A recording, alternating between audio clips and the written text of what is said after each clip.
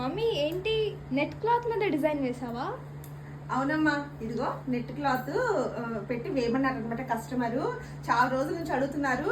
పద్దు గారు అనమాట, ఒడిశా నుంచి మనకు ఆర్డర్ చేసుకున్నారు. ఇది 4th టైం 5th టైం అనమాట.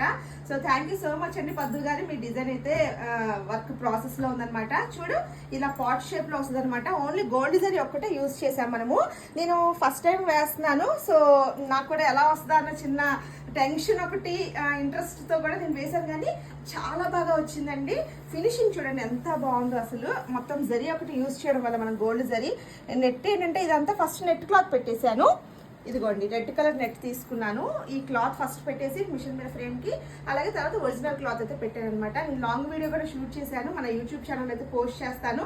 ఏ విధంగా నేను స్టార్టింగ్ నుంచి ఎలా వేశాను అన్నది. యాక్చువల్ గా ఈ డిజైన్ అసలు నెట్ డిజైన్ కి సెట్ కాదనమాట, కానీ మనం కొంచెం సెట్టింగ్స్ చేసుకొని చేసాము. పర్ఫెక్ట్ గా వచ్చిందండి. ఇంకా బుటీస్ ఇలా ఆల్ ఓవర్ బుటీస్ వేసాను చూడండి. ఇదంతా ముడికుట్టు బుటీస్ తీసుకున్నాను అనమాట. ఆల్ ఓవర్ బుటీస్ ముడికుట్టుతో వచ్చి చాలా ఎంబోజ్ అవుతూ ఉంటుంది అనమాట డిజైన్ మొత్తము.